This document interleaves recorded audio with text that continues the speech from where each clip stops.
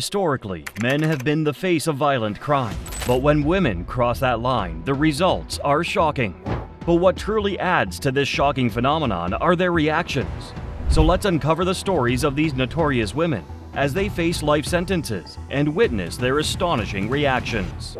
K. McDavid, guilty of the crime of conspiracy to commit murder.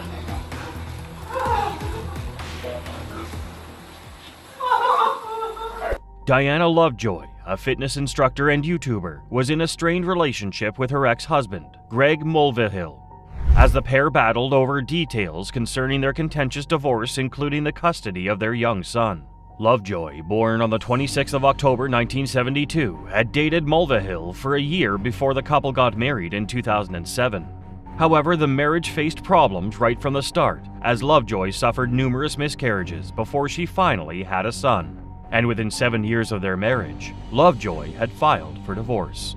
The long court case following the divorce filing only strained the relationship between the couple further, as the initial full custody and child support benefits granted to Lovejoy for their then 3-year-old son was changed for the couple to share instead. Lovejoy was also required to pay Mulvihill $120,000 as she kept their family house in Carlsbad, California. Lovejoy did pay Mulvihill the required sum, but she never wanted to share custody of her only child, so, in a surprising twist, she hatched a sinister plan to execute her ex-husband. On the 4th of September 2016, Mulvihill received a call from someone pretending to be a private investigator who threatened him with alleged evidence of his mistreatment towards his wife, which could be used against him in court. The caller was able to convince Mulvihill to go to a remote location near Rancho Santa Fe to collect the evidence. And on reaching there with his friend Jason around 11 p.m., Mulvihill was shot in his side after spotting someone in the bushes. However, the bullet missed his heart and he was able to survive the shooting.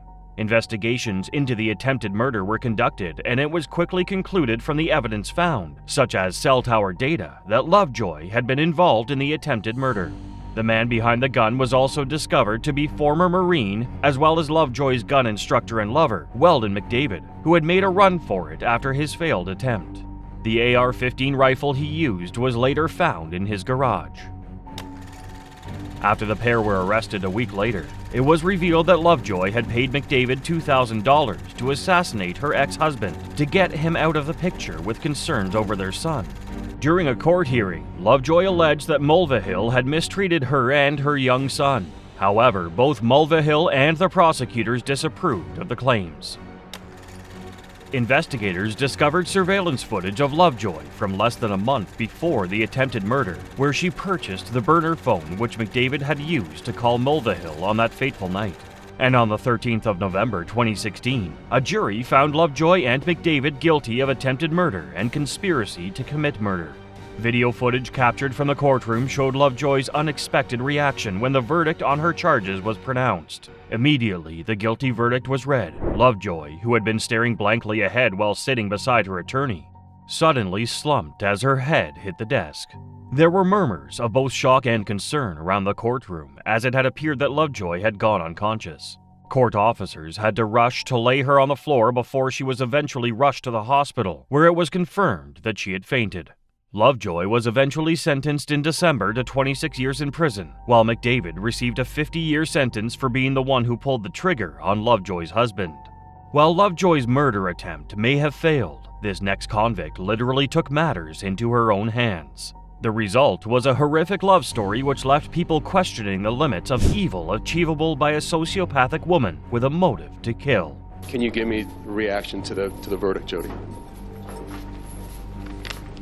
Is there anything you want to say to the Alexander family at all? On the 4th of June 2008, a man named Travis Victor Alexander was found dead in his shower with 27 stab wounds, a slit throat, and a gunshot wound to the head. The culprit, his on and off girlfriend, Jodi Arias. Arias was born on the 9th of July 1980 in Salinas, California, and was a high school dropout and aspiring photographer who had to work odd jobs to make ends meet. She met Travis at a work conference in Nevada in September 2006, and the couple began dating a few months later in February 2007. However, aside from a few months when Arias moved to Arizona to live closer to Travis, the relationship was mostly long distance and they often took breaks in between, even if they did maintain contact. Friends of Travis who were aware of the relationship reportedly had a negative opinion of Arias, often noting the tumultuousness of the relationship, as well as Arias' worrying behavior. On the evening of the 4th of June 2008, Travis was expected to be in the audience for an important conference call. However, he never showed up, and the following day, Arias, now sporting a different hair color, attended business meetings for the same conference in Salt Lake City, Utah. Arias also left several calls and voicemails for Travis over the following days, as if to establish an alibi. And she needed the alibi because a few days later, on the 9th of June, Travis had remained unreachable and it began to worry a group of his friends, so they decided to go to his home to check up on him. After finding a key to Travis's bedroom, his friends entered to find large pools of blood in the hallway to the master bedroom. And when they got into the bathroom, they were met with the shocking scene of Travis's mutilated body. Almost immediately, the friends began to suspect Arias, as evidenced by a 911 call they made, as they apparently knew about Arias' antics.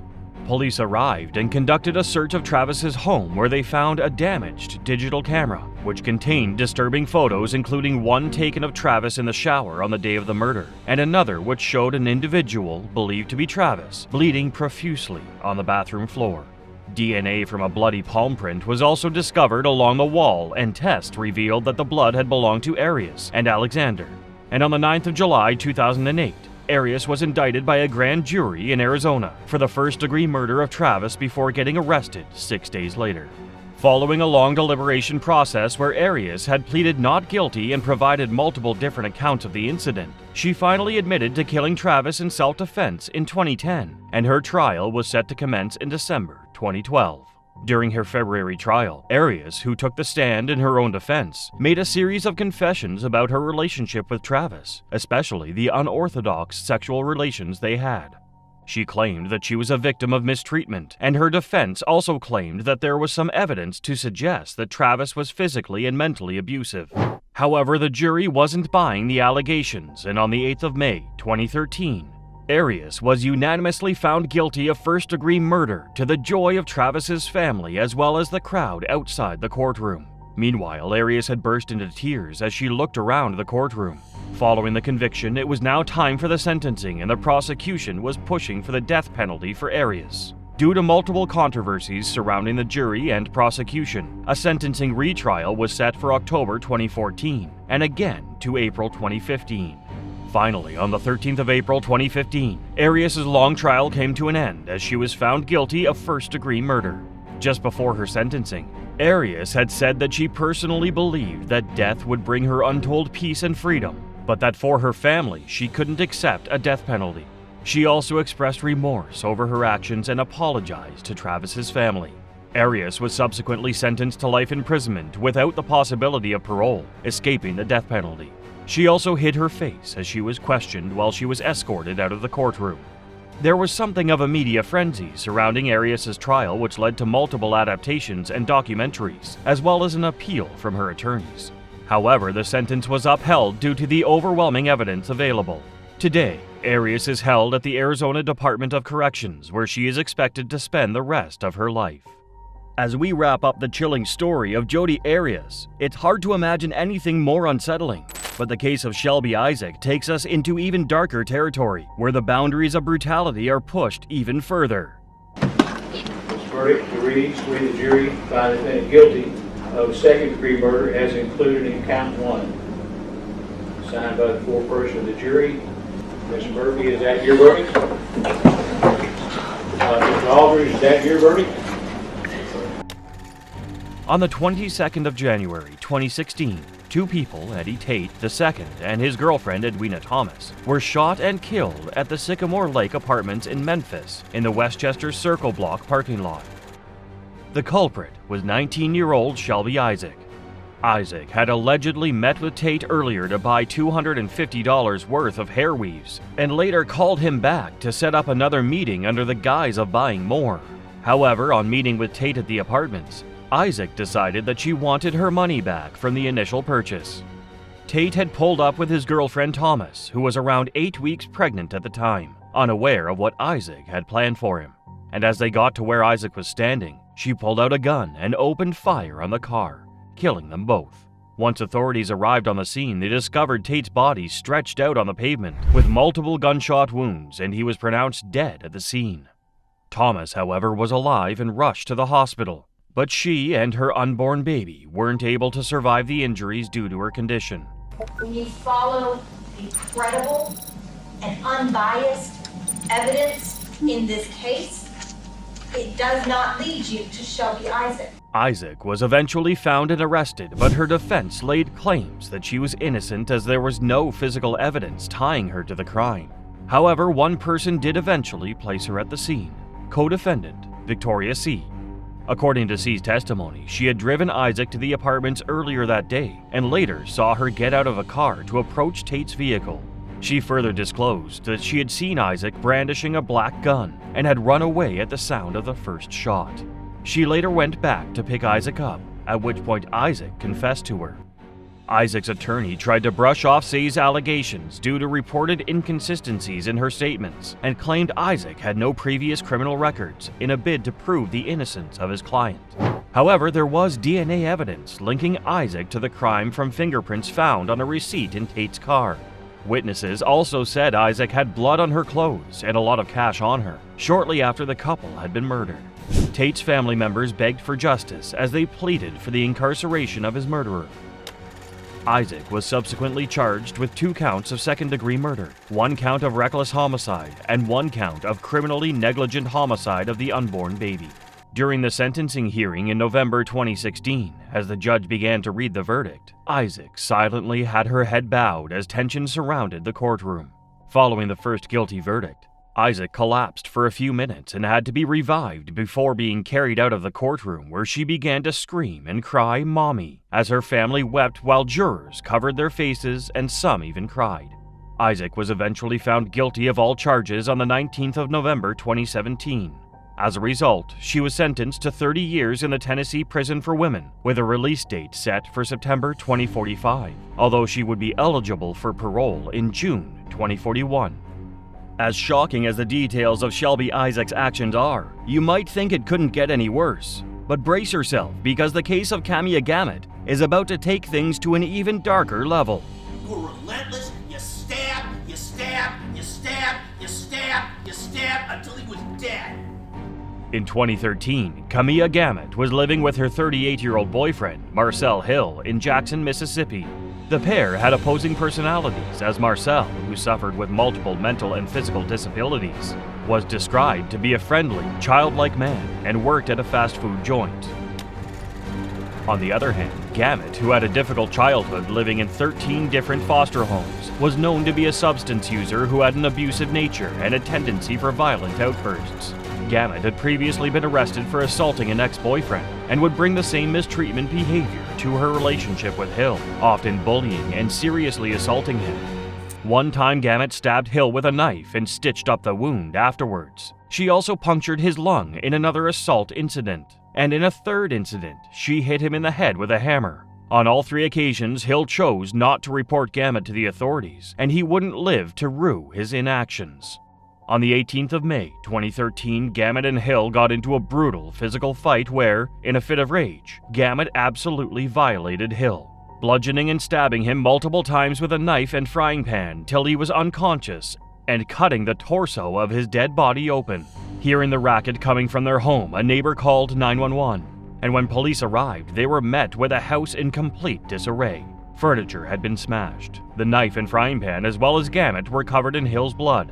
Hill had been stabbed 11 times, but remarkably, Gamut had sustained no injuries and was only slurring her speech after she was found. Gamut was swiftly arrested, but claimed to authorities that she had been asleep in the living room when someone had repeatedly hit her over the head, which led her to defend herself from the unidentified attacker before she eventually realized that it was her boyfriend. During the court hearing in March 2014, Gamut's claims were easily dismissed due to the many holes in her story. On the 16th of April 2014, Gamut was found guilty of the charges and sentenced by a Jackson County Circuit judge to a life in prison without the possibility of parole. However, Gamut's reaction to the sentencing would spark a series of outbursts in the court, especially from the judge. Before the verdict was pronounced, Gamut showed no signs of remorse, merely rolling her eyes and laughing as Hill's family read out an emotional letter to her. The presiding judge reacted to this by saying he hoped Gamut died in prison, and that if Mississippi was a death penalty state, she would have been handed the electric chair. Just when you think Kamia Gamut's actions are as dark as it gets, brace yourself. Hannah Payne's case takes things to an even more unsettling level. Hannah Payne's eyes filled with tears as Clayton County Judge Jules Scott gave the convicted killer life for the malice murder charge. We head to Clayton County, where Hannah Payne, a 25-year-old woman from Georgia and, according to the court, tried covering up her crime with the most ridiculous lie ever told. Payne allegedly took it upon herself to administer justice on the 62-year-old Kenneth Herring. In the month of May 2019, Mr. Herring had hit a trailer that was carrying legal firearms, and without notifying the police, he drove off. Hannah Payne, who was nearby, saw this incident and decided to follow Mr. Herring for about a mile before pulling him over. She called 911 to report this issue, and over the phone she was heard yelling at Mr. Herring.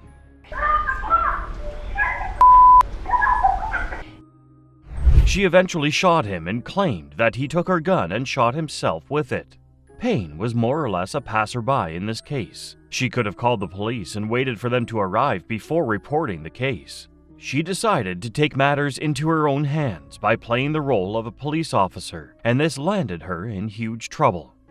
It was later reported in the news from 11 Alive News that the reason Mr. Herring had fled from the scene where he hit the trailer was because he was in the middle of a medical emergency, likely a diabetic shock. Miss Payne was charged to court where she was sentenced to life imprisonment with the possibility of parole after she was found guilty on all counts of felony murder, malice murder, aggravated assault, possession of a firearm, and false imprisonment earlier in the week according to WSB TV. During the hearing, Miss Payne lied against the deceased, claiming he grabbed her and mashed on the brake in an attempt to get her off. Furthermore, she claimed that at some point, Herring started revving his engine and pulled away from the scene of the initial crash.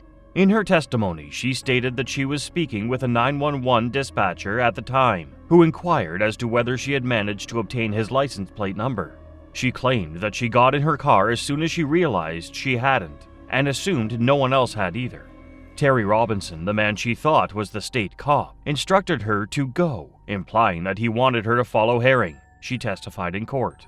4 years later, another trial was held. The family of the 62-year-old Kenneth Herring say they have been waiting 4 years for that day.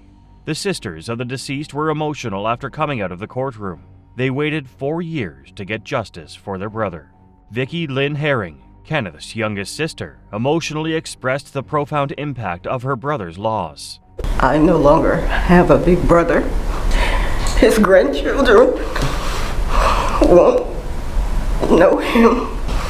He has 2 adult children that they don't have a father anymore. There were 6 of us. Now there's the 5 of us that are left. Jacqueline Herring, another sister, fondly remembered her brother as someone who would playfully boss around his siblings.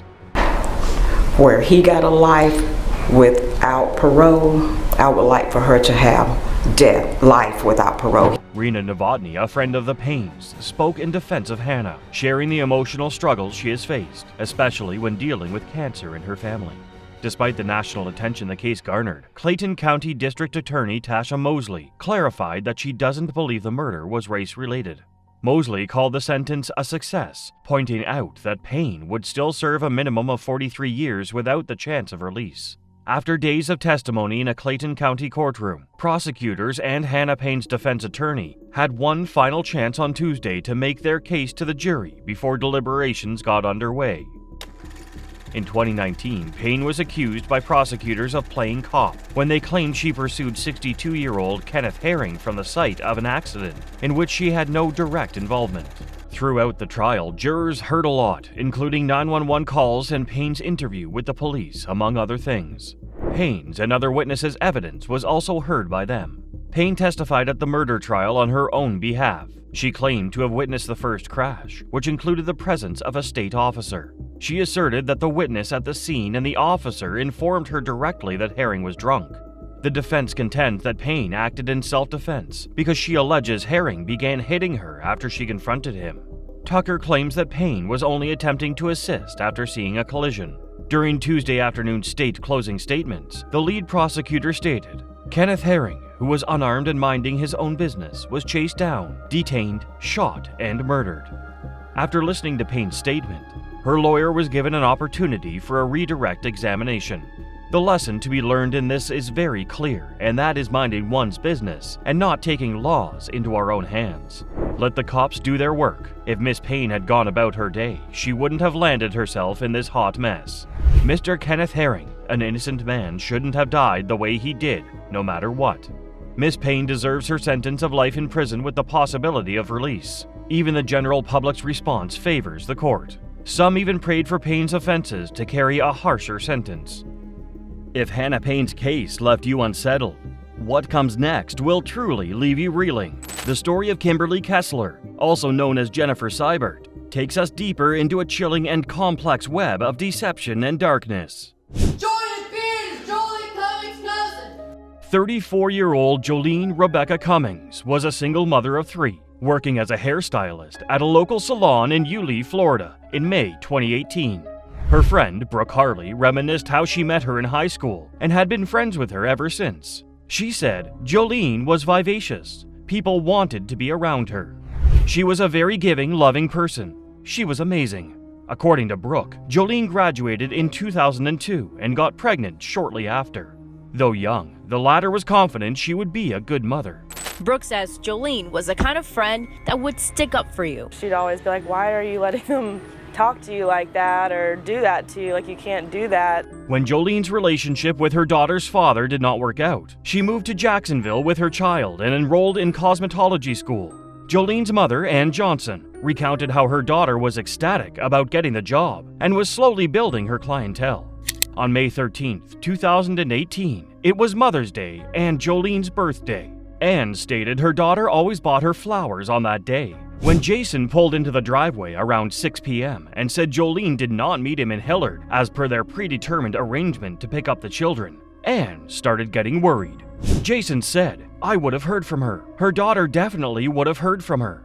Ann knew something was wrong when Jolene did not pick up her calls and contacted the Fernandina Beach Police Department to file a missing person report. The 34-year-old was last noticed leaving her workplace around 5 p.m. on May 12th and was never seen again. According to the authorities, she has been murdered, but her remains have not been found to date. The police suspected her body was dismembered and secretly disposed of. The investigators decided to build a timeline leading up to Jolene's disappearance and contacted the owners of the Tangles Hair Salon to learn she had been tasked to close up the salon on May 12th at 5 p.m. Furthermore, the owners informed the officers that she was with a new employee named Jennifer Seibert and provided them with her address and contact number. Soon, the investigators found Jolene's beige Ford Expedition on May 15th in the Home Depot parking lot in Yulee. They checked the surveillance footage to discover Jennifer walking from the parking lot and going into a nearby gas station after parking the car on May 13th at around 1:17 a.m.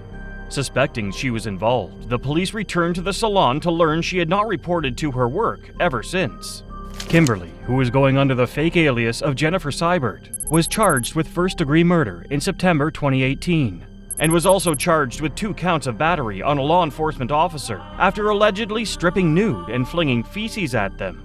As per the show, her antics inside the jail and court, including going on a hunger strike, were to be ruled mentally incompetent to stand on trial. However, she was found guilty of first-degree murder and sentenced to life in prison without the possibility of parole in December 2021. According to her inmate records, Kimberly is in her mid-50s and is serving her sentence at the Lowell Correctional Institution in Marion County, Florida. Just when you think the depths of darkness have been fully explored with Kimberly Kesler, the case of Lucy Letby emerges, pushing the boundaries of evil even further. Lucy Letby, on each of the 7 offences of murder and the 7 offences of attempted murder, I sentence you to imprisonment for life. Lucy Letby, now 33, was born on the 4th of January in 1990, is a British former neonatal nurse who is convicted of murdering 7 infants and attempting the murders of 6 others between June 2015 and June 2016. Her murder trial, one of the longest in English history, lasted more than 10 months and captivated the United Kingdom. The Guardian, which published more than 100 stories about the case, called her one of the most notorious female murderers of the last century. Letby was the focus of suspicion following a high number of infant deaths at the neonatal unit of the Countess of Chester Hospital, shortly after she was qualified to work with children in the hospital's intensive care unit, and to her being on duty during every one of the 24 incidents identified as suspicious events by Dewey Evans, a former pediatrician consulted by the press. During Letby's trial, the prosecution suggested several possible motives for the killings, including boredom, that she got a thrill from the events surrounding the deaths, and that she enjoyed playing God. The prosecution told the jury that she was controlling things. She was enjoying what was going on. She was predicting things that she knew were going to happen. Another possible motivation suggested by the prosecution was that the killings were to gain the attention of a married doctor, with whom Letby allegedly had a secret relationship. She had texted this doctor non-stop during some night shifts, minutes before attacking babies. One sheet of paper found in Letby's office and shown to the court was an annual leave form on which Letby had written phrases including, "I trusted you with everything and loved you. You were my best friend. And please help me." There were other notes found where she wrote words such as, "I did this. I am a horrible, evil person. I don't deserve to live." Said, "I don't deserve to live. I killed them on purpose because I'm not good enough." It also said, "I am a horrible, evil person." And then at the bottom, in capitals, "I am evil. I did this." The families of the deceased all sat in court with broken hearts, some with the toys their babies had before death. Lucy Letby showed absolutely no sign of remorse. The court said she's not feeling sorry for the babies she murdered, rather feels emotional due to the evidence found in her home. She told the jury that all she had ever done was to care for the babies and meant absolutely no harm. She denied all charges alleged against her. She told the court that nobody would have loved to be accused of something as cruel and brutal as that. Her parents sat in dismay at the court each day as they made eye contact with their only child going in and out of her cell. Lucy refused to come up from her cell during the last hearing, and she was sentenced in her absence. The judge had to pronounce her sentence as if she were present. Letby was found guilty and charged on all counts of murder of innocent babies. She was sentenced to life imprisonment with no chance of parole or bail. Her license as a nurse was taken away and given 14 sentences. Lucy Letby is now known as UK's top notorious murderer and serial killer, surpassing Beverly Allett. As we confront the harrowing details of Lucy Letby's case, it's hard to imagine things getting any darker. However, Taylor Schabusiness's actions push the boundary of horror even further, revealing new depths of depravity.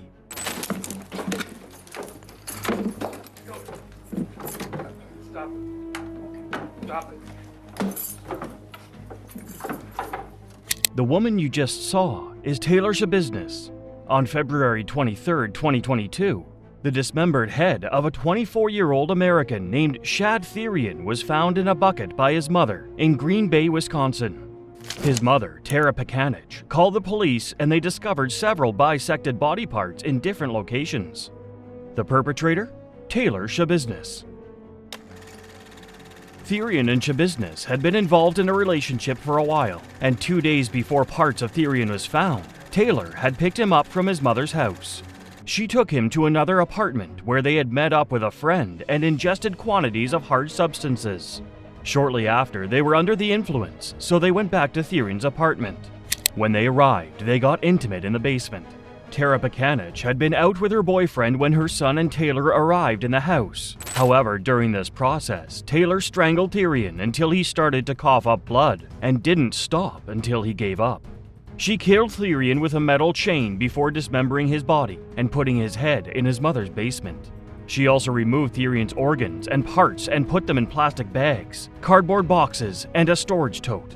The particular murder was so gruesome that it is still being talked about. If what Schabusiness did to Therian when he was alive was horrifying, it was later revealed that what she did to him afterwards was even worse. But when did you start, cutting up his body? Like almost right away. I was sucking and cutting at the same time. Schabusiness mistreated Tyrion's body for hours after he died. She sexually assaulted him and mutilated his body with intimate objects after being intimate with the body herself. She admitted this with no ounce of remorse in her behavior, but this was not even enough. Schabusiness appeared in court after she was arrested 3 months later by the police when they found the missing remains of Tyrion in her minivan. She was charged with intentional homicide, third-degree sexual assault, and mutilation of a corpse, among other counts. Investigation revealed that Taylor Schabusiness had drawn inspiration from the infamous serial killer, Jeffrey Dahmer, who had ritualistic habits when he murdered his victims. You meet the same fate as your idolistic Jeffrey Dahmer. So have a good life, shit business. Taylor claimed that after she dismembered Tyrion, she drained his blood into the bathtub and took a shower with it. This particularly horrifying revelation shocked the interrogator to the core. Eventually, it was time for Schabusiness to defend her position. However, she had other plans.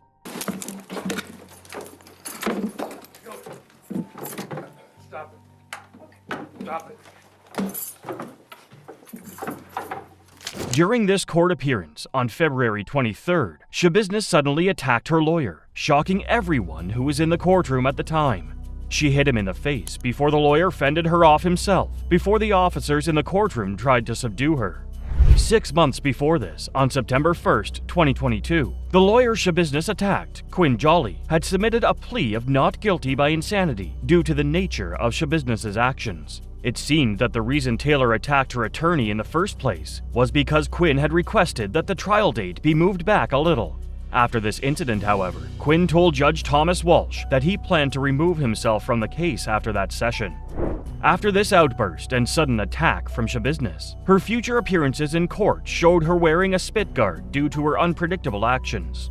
In one of these sessions, Shad Tyrion's uncle told Schabusiness that what she did was horrible, and it was a consequence of her refusing to get help for her condition. You know, there's help out there.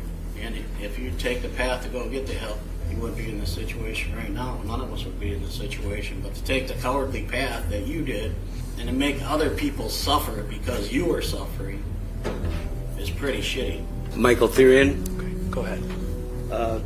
Taylor, I just wanted to say that I forgive you for what you done to my son. Yeah, you made a bad choice, and now you have to live with it. Like I said, I forgive you, and I'm going to ask the judge if he can, if she can see the streets again sometime, Schabusiness showed no remorse for anything she had done and was seen smirking on multiple occasions. Judge Walsh didn't think this was right or even permitted in any way, because what Taylor did was so terrifying that the judge said that it offended human decency. The jury took only 30 minutes to decide on their verdicts, and they found Schabusiness guilty of all charges.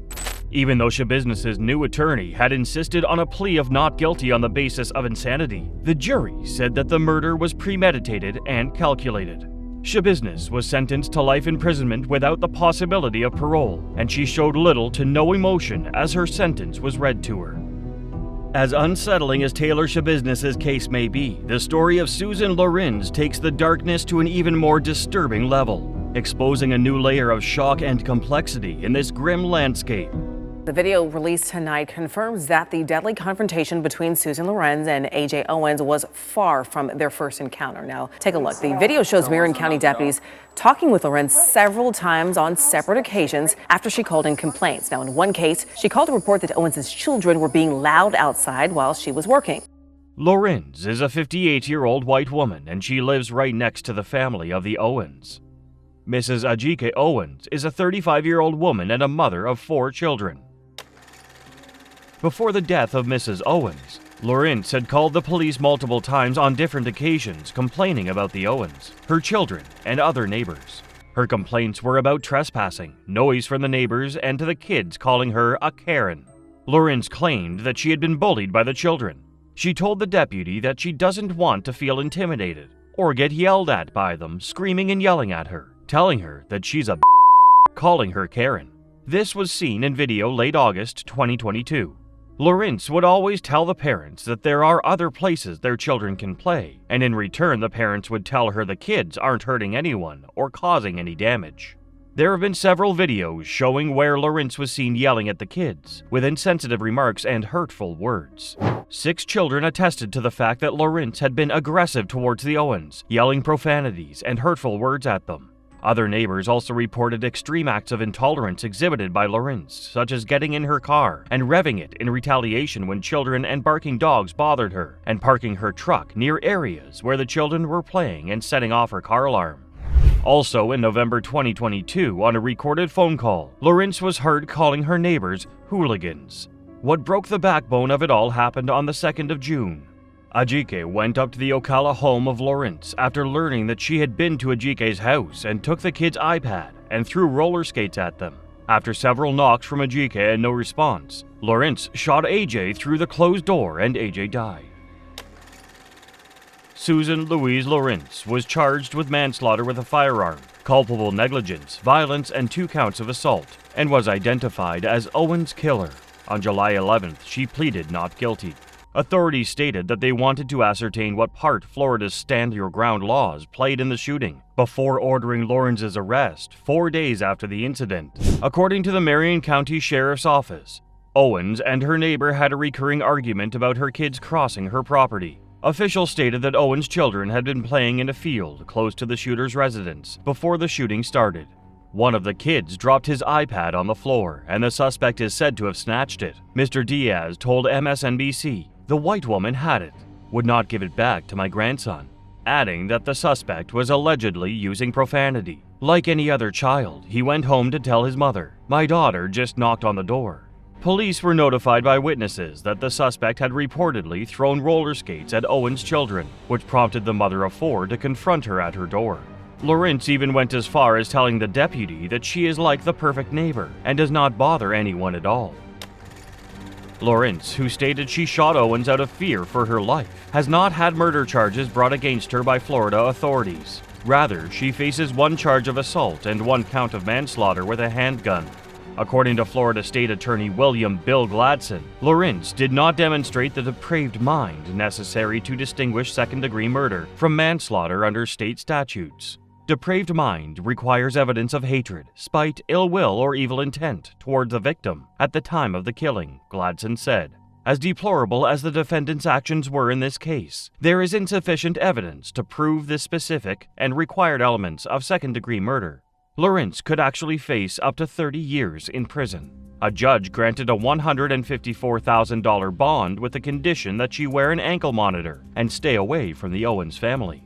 This case, however, begs the question of whether or not this Floridian jury acted out of prejudice or was just in giving their verdict, considering the evidence tendered. Also, could Lorintz's action have been seen as just a defensive act or violence in an unreasonable circumstance?